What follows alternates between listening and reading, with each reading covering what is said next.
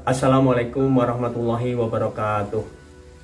Saudara-saudara, dalam kesempatan ini saya ingin menyampaikan uraian tentang kaidah-kaidah penulisan huruf Arab Melayu. Ketahuilah bahwa kaidah-kaidah ini penting guna memahami penulisan huruf Arab Melayu, dan huruf Arab Melayu ini adalah merupakan asal-usul yang dipakai untuk menuliskan bahasa Indonesia sebelum mau menggunakan huruf Latin.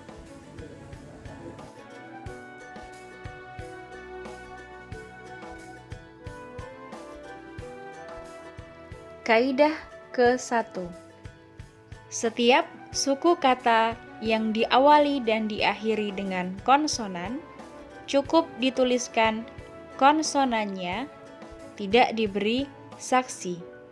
Contoh: tempat, hampir, pintar, tangkas, cermat. Kaidah kedua, bagian A. Suku kedua dari belakang hidup berbunyi A mendapat saksi alif.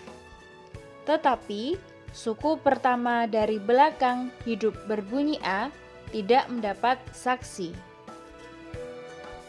Contoh: badan, kalam, raja, denda, laba. Kaidah kedua, bagian B. Suku kedua dari belakang hidup berbunyi E dan suku pertama dari belakang berbunyi A, maka suku kesatu dari belakang mendapat alif saksi.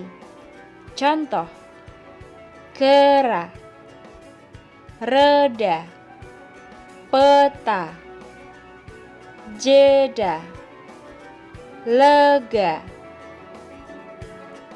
Kaidah ketiga. Bila suku pertama dan kedua terdiri dari vokal I, E, dan AI, maka huruf atau konsonan Arab itu diberi saksi ya. Contoh: kiri, mini, seri, nilai, lihai. Kaidah keempat. Bila suku pertama dan atau kedua hidup berbunyi O, U, dan AU, ditulis dengan waw saksi. Contoh: roda, lubang, pulau, kicau, surau. Kaidah kelima. Bila suku terakhir berbunyi wa, ditulis dengan huruf waw dan alif. Contoh: dewa, bahwa, kecewa, jiwa, siwa. Kaidah keenam.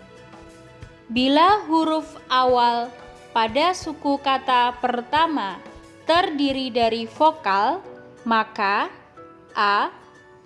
Kalau vokal itu terus diikuti dengan konsonan, maka dituliskan alif saja. Contoh: antar, intan, untung, unta, enteng. Kaidah ketujuh. Bila suku kata satu dengan yang lain berbentuk AI dan tanda hamzah diletakkan di atas waw sesudah alif saksi untuk bentuk au.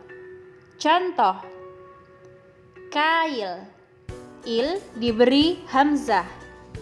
Saing, sau, mau. Kaidah ke-8.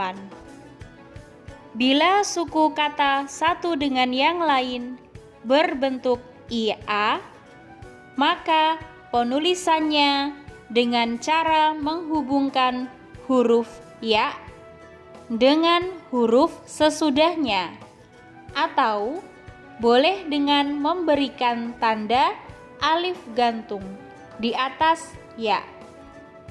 Contoh, Dian. Ada dua cara penulisan. Kian. Juga ada dua cara penulisan.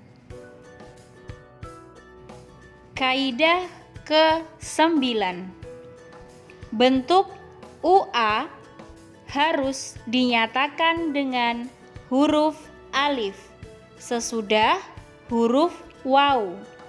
Contoh, buat, tuan. Kaidah ke-10. Bentuk IU dinyatakan dengan memberikan huruf waw sesudah ya. Contoh, liur, beliung, nyiur. Kaidah ke-11. Bentuk UI dinyatakan dengan huruf waw dan ya. Contoh, kuil, buih, puing. Bentuk OI juga dapat memakai cara tersebut. Misal, Boeing. Kaidah ke-12. Awalan me, ber, per, pe, ter, di, se, ke, ku, dan kau tidak menimbulkan perubahan ejaan. Penulisannya dengan merangkaikan saja.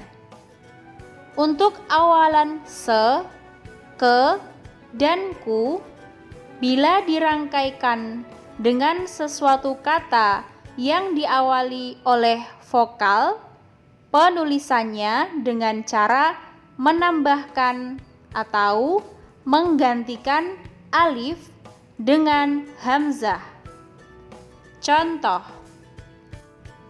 mengambil, berbunyi, perkasa, pedagang, terlepas, didera,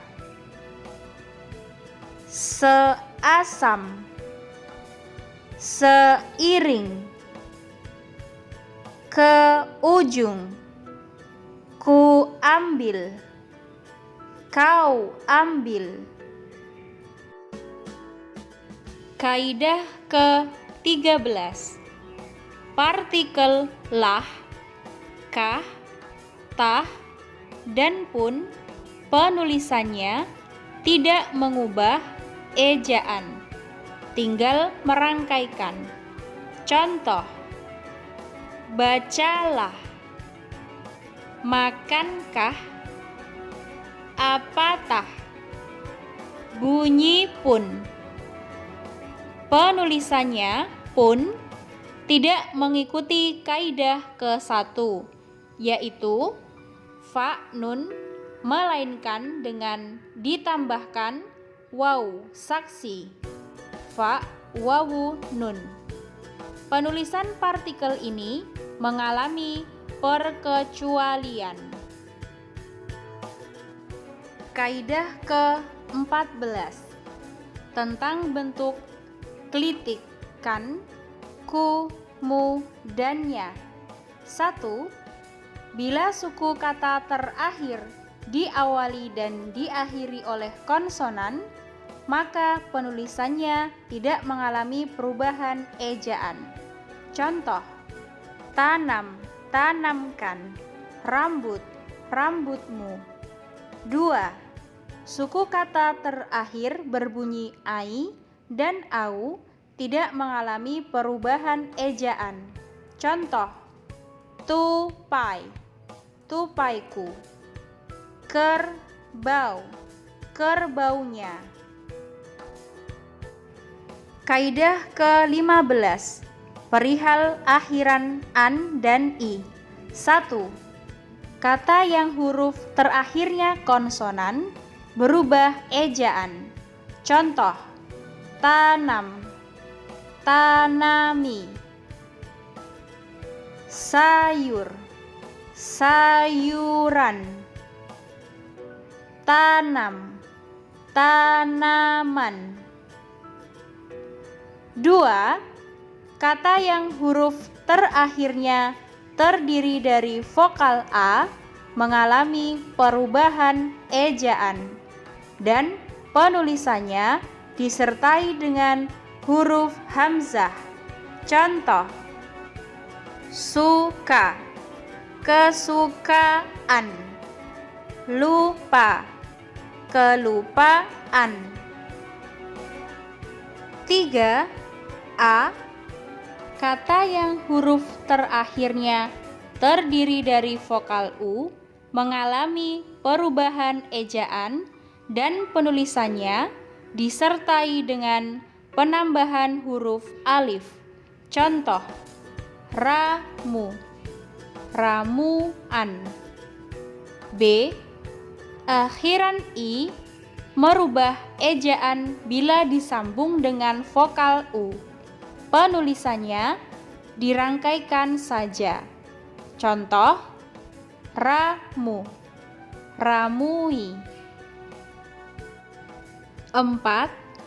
Vokal i bersambung dengan akhiran an mengubah ejaan. Penulisannya dengan cara merangkaikan saja atau dengan menambah alif gantung. Contoh: duri, durian. Gali, galian. 5. Akhiran an dan i mengubah ejaan bila disambung dengan diftong ai dan au, tetapi penulisannya ke dalam huruf Melayu a dan i, a dan u dipisahkan menjadi suku baru. Contoh: pakai, pakaian. Lampau, kelampauan. Kelampauan, lampaui, lampaui. 6. Akhiran an dan i tidak mengubah ejaan bila suku kata satu dengan yang lain vokal au atau ai atau yang memakai hamzah. Contoh: laut, lautan. Kail, kaili. Catatan: 1.